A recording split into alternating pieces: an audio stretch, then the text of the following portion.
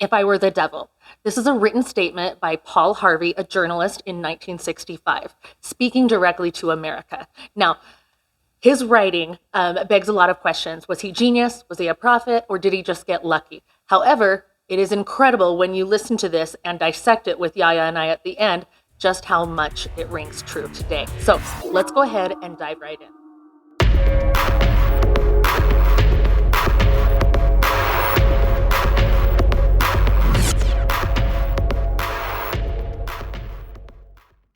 If I were the devil,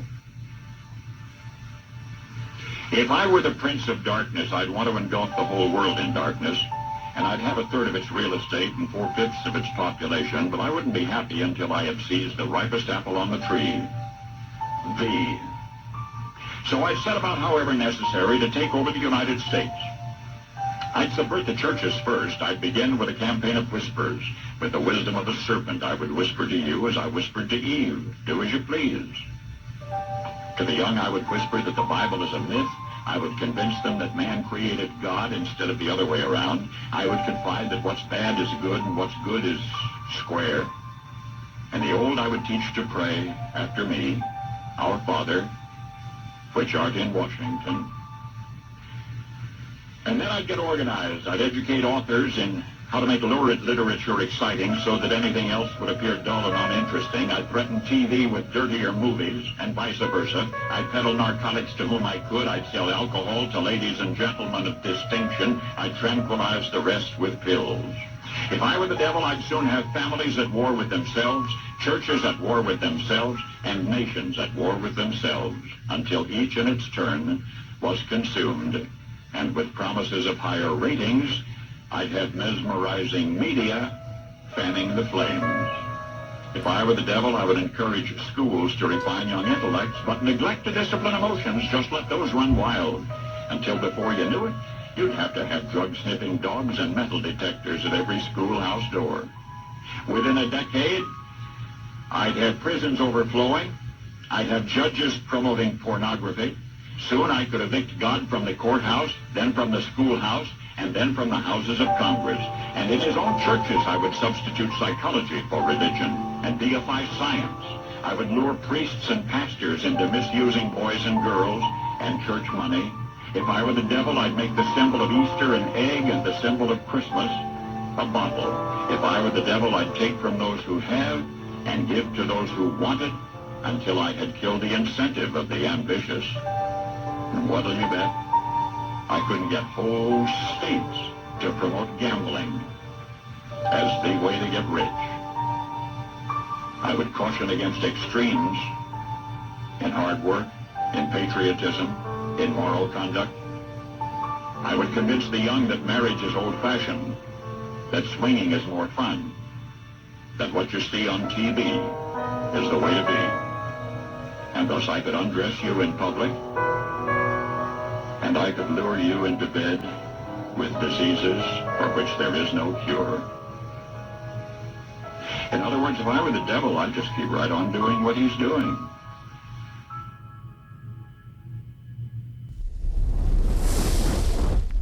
Okay, guys, we just listened to the video of If I Were the Devil by Paul Harvey. That was written in 1965, keep in mind. And so we're going to go into it and kind of dissect and go from chronological order of just how this actually plays out, that he clearly gives the plan in chronological order. And so as we talk about it, just realize this is something that's going to snowball. It's naturally going to just keep building. So first he says, if I were the devil, I would actually go after thee. That he says a lot of things, but then he clarifies thee. And so you got to ask yourself, what is thee in that concept? That concept is actually us. Because us as the United States of America, we are united and we have a constitution, so therefore we have a guide. But that actually, when he says thee, he is stating us as individuals is the first part of where he starts tearing apart the fabric. And we're going to kind of explain with the concept of like the boiling frog concept. It actually is something that it's happened so subtle and so incrementally small little points that just like the boiling frog, it goes from a good idea to comfort, and before it knows it, it is actually too late.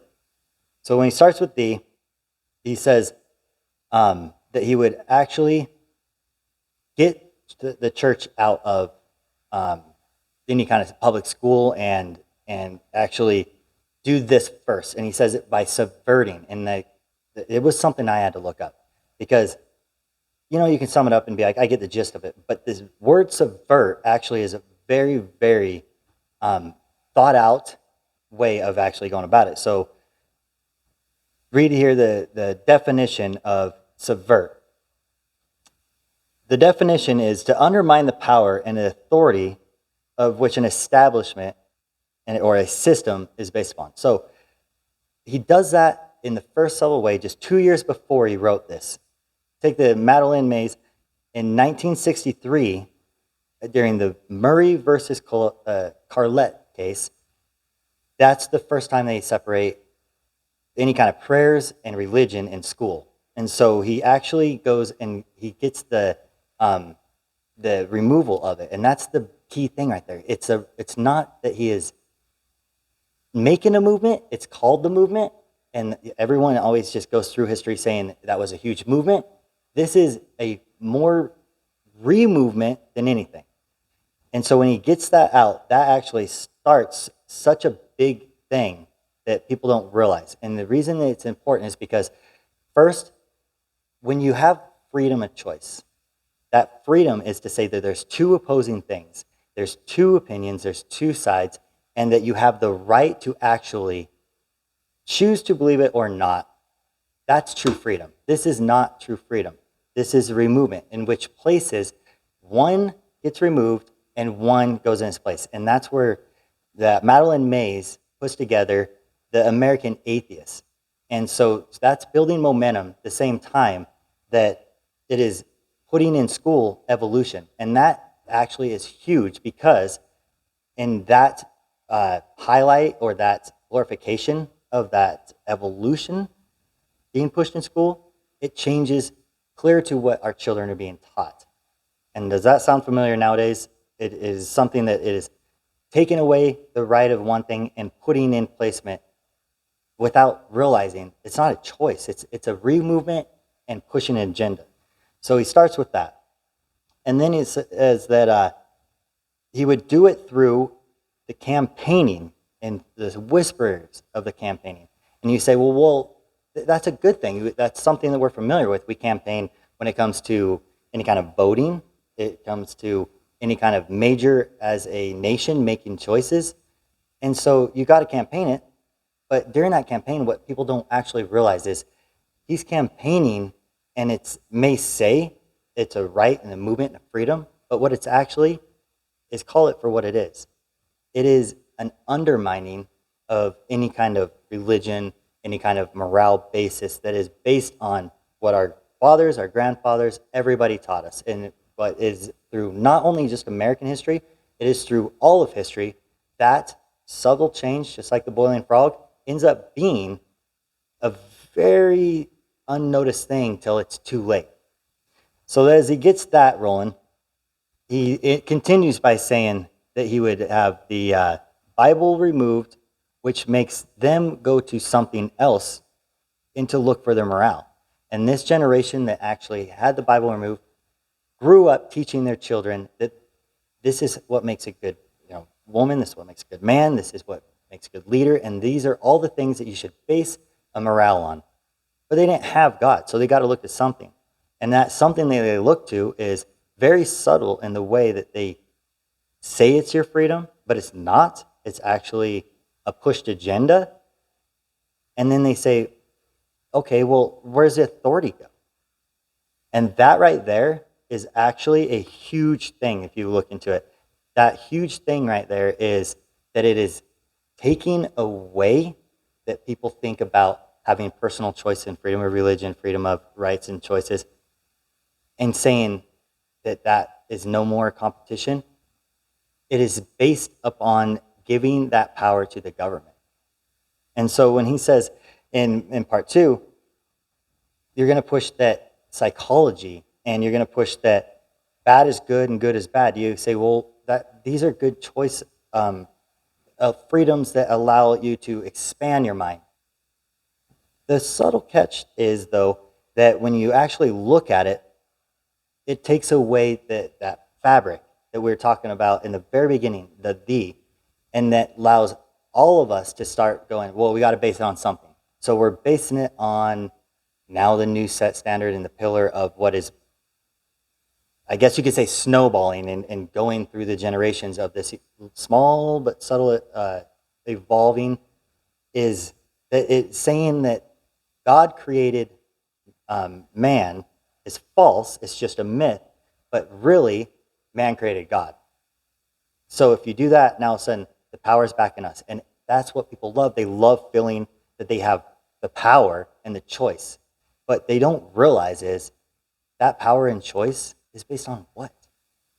Like, how do we know, like the 10 Commandments? Take the 10 Commandments alone. How do we know these things? It was passed down from actual experience. But yet people don't want to look at that anymore. They want to look at and say, I want the right, I want the freedom, and I want the choice.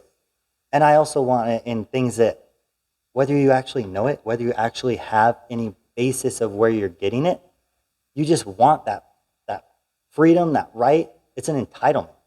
So then you actually look into the key part that is going to lead into another stage of mindset, shifting that mindset of how America specifically is what this letter is written for in 1965, is turning and evolving into a new snowball rolling and how it's getting there. So we get back into saying what he's going to do is he's going to scramble up what people actually are basing on and what they actually, how they see it through their lenses and their worldview. And he's going to state in here that it says he will do the process of making bad good, and what is good is square. And so what he's saying is he's going to just really actually criticize people and really get them to think that old-fashioned is old-fashioned and it's no longer needed. And that is going to make people get into this, well, what are we to base it upon then? And he very subtly does what we do best, like the boiling frog. It turns I am going to make this concept of understanding we traditionally pray into saying, our Father, and it's back to our traditions, but it's replaced with, which are in Washington. So we're giving the government power, and we're actually just slowly tearing apart the fabric of where we're getting these ideas, where we're getting our basis. And then he states to say, with that being said, that he would have prisons overflowing and the judges promoting, and this is an important thing, promoting pornography, saying they're pushing it. So look at it back in 1971, it was a case that was the Supreme Court versus Rydell. Rydell won. And what he won was he was trying to mail through the U.S. Post Office a way to actually have what they described as obscene materials. And guys, I want you to note something very much. There is a very close correlation. It's too big of a subject right now to go into, and I urge you to check into this. The correlation between pornography or any sexual immorality and crime rates, they actually are so closely related in every society. It's not just America. Every point throughout history, those things are very tight close together. And I think it's wise to look at how he wisely put them together. So moving on from that, he gets the prisons overflowing, and he gets the court to accept just very little. It's people saying, I am not promoting, but you should have that right, you should have that freedom, you should have that acceptability because that's actual freedom. But what it's doing is it's allowing and opening up, taking away our power and our actual rights and freedoms to say, nope, that's not my morale. That's not the basis in which I actually build what I want to raise my kids on.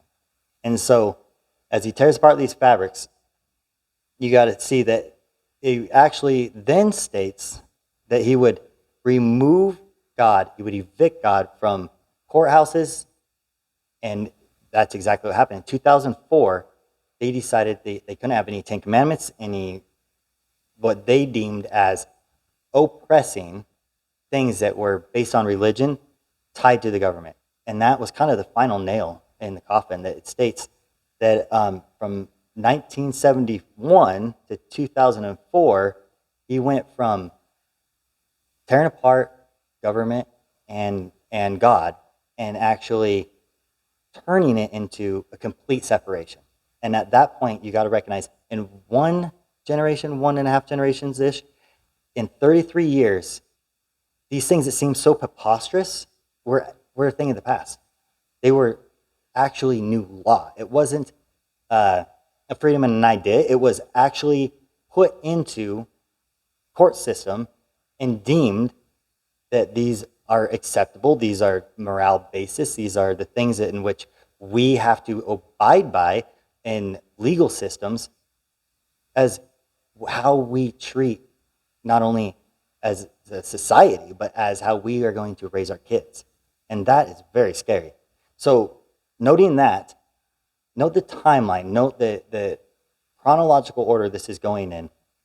It's actually setting up that generation was the reason he states in here. He would substitute psychology for religion, and he would deify science. So I had to actually look this one up too. It was to deify science is a strong statement, and the word deify's definition is to worship, to regard, or treat something as a god. So he states that he would get rid of religion. He would get rid of the forcing people to do these things. But at this point, it's important to note, he is actually getting people to worship now science. How many times in us growing up did we hear, hey, you know what? You actually come to the table and science will have theory. And that theory is totally acceptable as an argument. Like our entire school basis is on evolution theory. It's just a theory. It seems harmless, but this is the thing. Remember, he did not actually give the power. He actually took the freedom and choice away, because now we're accepting theory, but yet it's only one theory. And as that rolls out, you have to understand, guys, this is very important, that he is now opening like the next section of his plan. And his plan is, he is not getting people to be free of submitting to a higher power. He is not actually rating, because you can't. Everybody has their opinion, their basis of why they actually see the worldview the way they do, why they make choices the way they do, why they would correlate in a society, whether it be within your own personal family, within your own personal struggles of walk of life, and with how you would raise your kid, how you date, marry, correlate.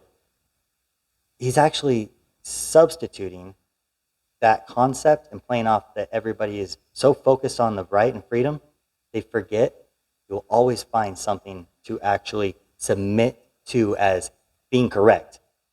And so this is the final catch of starting into a whole new era. And that whole new era states one very clear thing.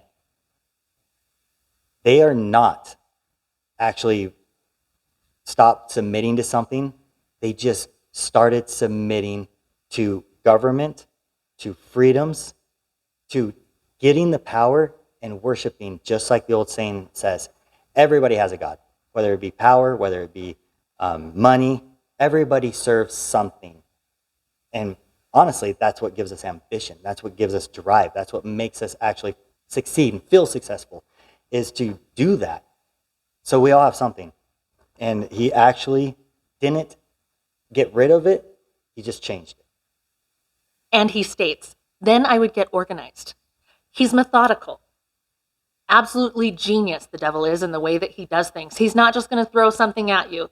He is going to be very subtle and knows exactly how to entice. So he goes on to say, I would educate authors in how to make lurid literature exciting so that anything else seems dull and uninteresting. The very concept of the term lurid is that it means vivid in color to create an unpleasantly harsh and unnatural effect. So he's literally stating that he will create acceptance and normalize what should be deemed as unacceptable. So this is very apparent when you look at the fact that just following this statement. In 1968, the MPAA rating system was acquired. Now, this allowed film producers to produce as they want, as they may. However, it is designed to create ratings within these productions based on nudity, language, and violence. Now, around this time, right after this, what is called the New Hollywood began. Now, this was led by young film students who desired to build more enticing and more exciting products. So now he does go on to say, I would peddle narcotics to whom I could. Now, throughout the 1900s, heroin had already spread like wildfire through the United States. And then in the 1980s, of course, we had a huge crack cocaine epidemic, and thus introducing us to the cartel. It doesn't stop there. So in this era, many psychological and mental disorders had began to emerge. Now, these can include things like depression, anxiety, ADHD, schizophrenia.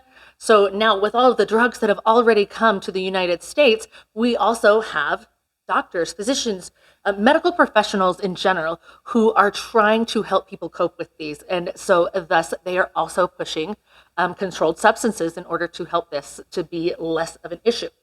Now, he goes on to say, I would sell alcohol to ladies and gentlemen of distinction. Now, another important thing to notice, ladies and gentlemen of distinction. So he's literally spotting his prey. Distinction means to be set apart by excellence and success.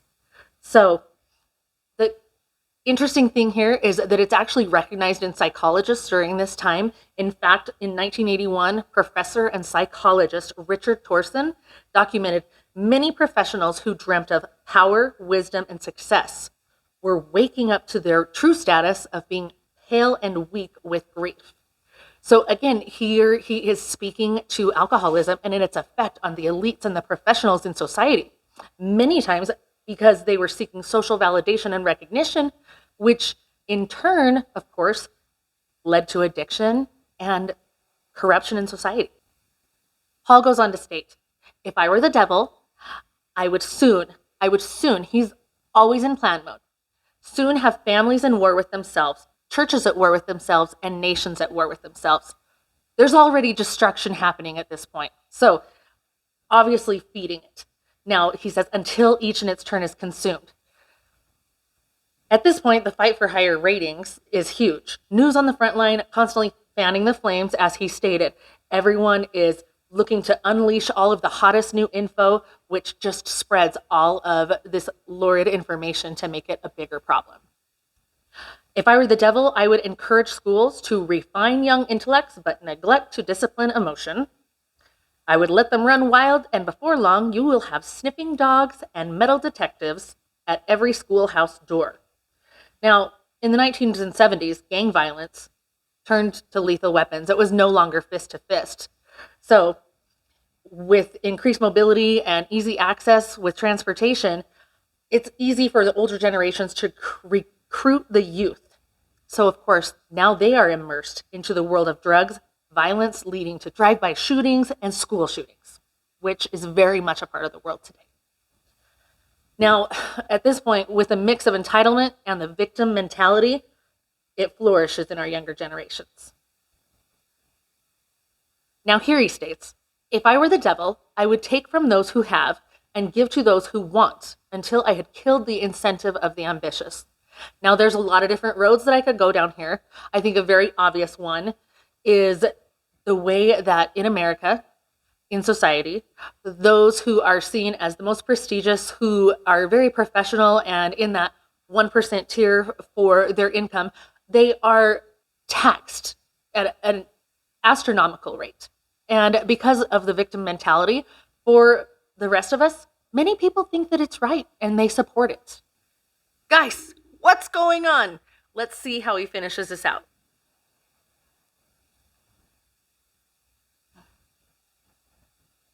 So Paul Harvey continues to say, and what do you bet I could get whole states to promote gambling as the way to get rich? Now, guys, this is extremely obvious because even today in America, we are spending over $100 billion every year on the lottery. Yeah, and they actually they introduced having Canada join us so that it can go quicker. That's dangerous.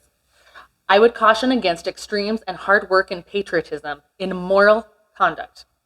I would convince the young that marriage is old-fashioned, that swinging is more fun, that what you see on the TV is the way to be. Now that's scary. And thus I could undress you in public, and I could lure you into bed with diseases for which there is no cure. In other words, if I were the devil, I would just keep right on doing what he's doing.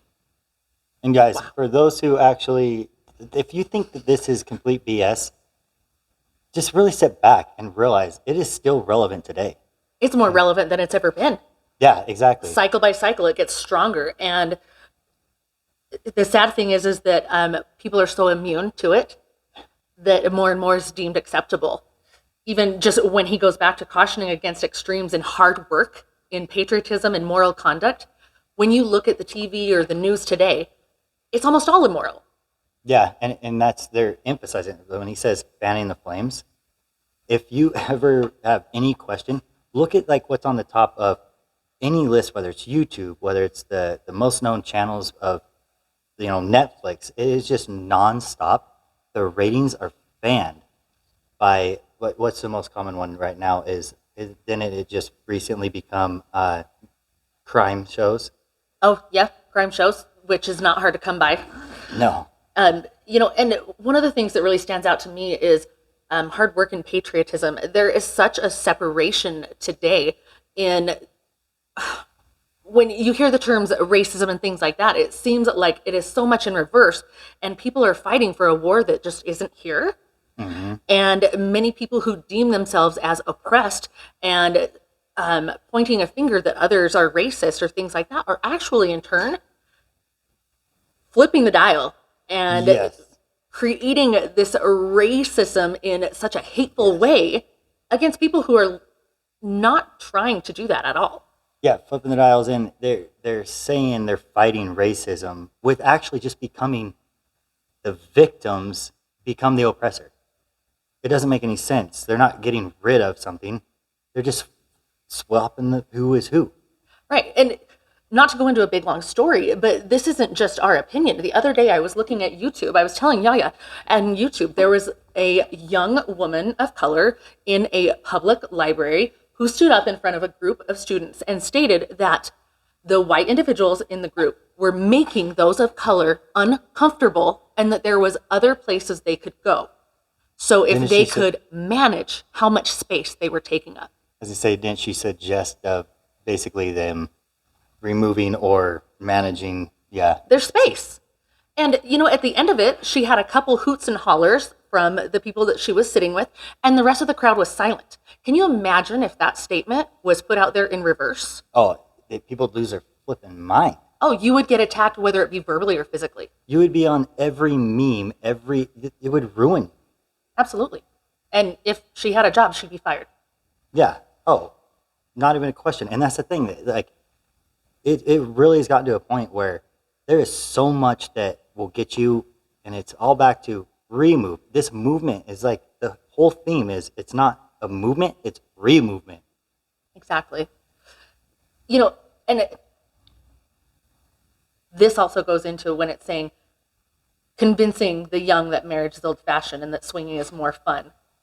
Now, I can't remember the last time that swinging was a big conversation. There's just so much more now.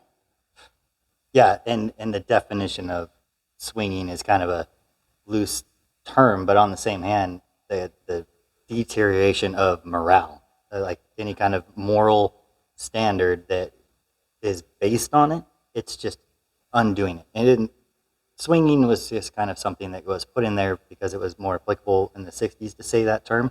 But now the term has gone into sexual immoral unraveling in its own way. Well, now people are simply trying to decide, how do I sexually identify myself? And then once I do that, you've got all of these LGBTQ parades.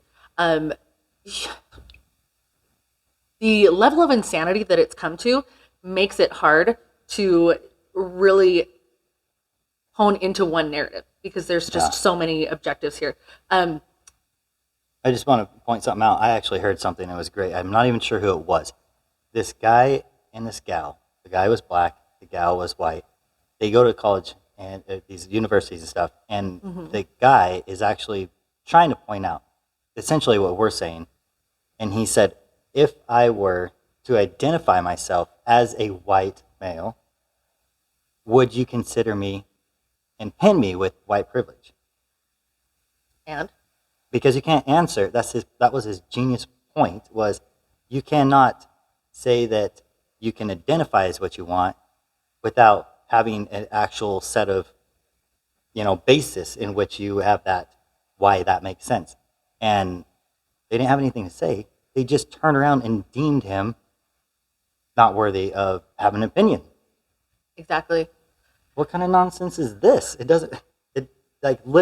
just has gotten rid of any rationality to it. It's insane, guys. It is absolutely insane. And, this actually goes on to a different point, but the level of insanity and identification. In America today, we literally have transgender individuals, men who identify as humans, who are being convicted of crimes. And you've got women who are begging the government to not allow them to go into their female prisons because there's going to be crimes. There has been crimes. People are being Yes. destroyed. This is something that I want to point out, guys, is at the beginning of all these major things, they're seriously sitting there wholeheartedly, honestly believing that they're fighting for the good.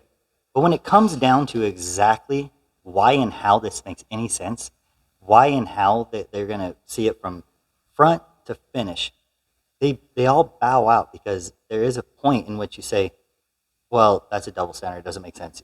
There is a double standard in one way or another that is going to just murky the water again. And then instead of actually seeing that is a premises of saying we might have screwed up, we've done something wrong, no one will admit that, because there is an agenda.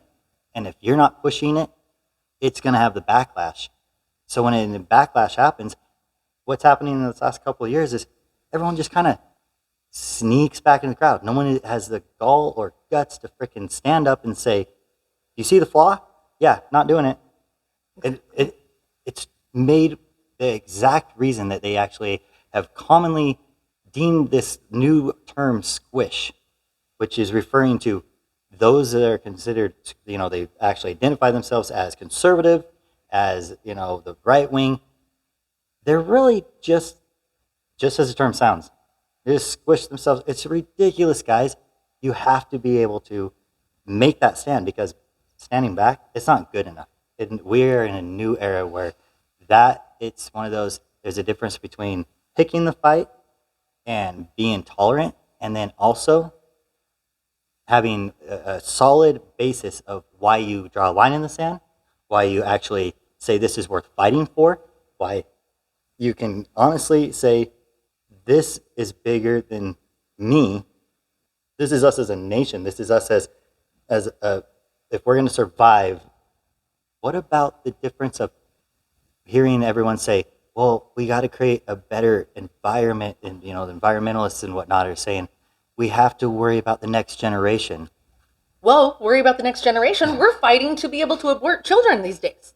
Yeah, exactly. And it just doesn't make any sense. It doesn't. If you want to talk, you made the comment, everybody has an agenda.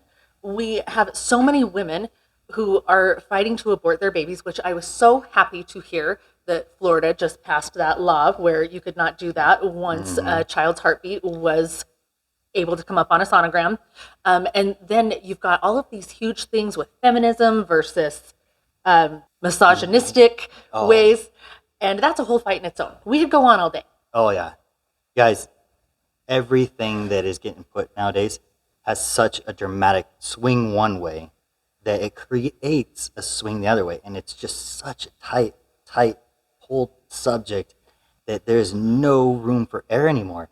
And it's not based on any kind of real clear thought. That's how come you have so many small bits of arguments on small subjects, because it's every little thing is pulled so tight, nobody actually has a to Z conversation. They're all radically acting on emotion. And there's a lot of emotion. There is a lot of emotion in everything taught today, everything talked about. Well, like if it's politics, if it's education, if it's way you raise your family, if it's God versus not believing in God, it is so freaking just emotional, and that is taking precedence over just what we say is no. There's a line in the sand that's bigger than you and your emotions.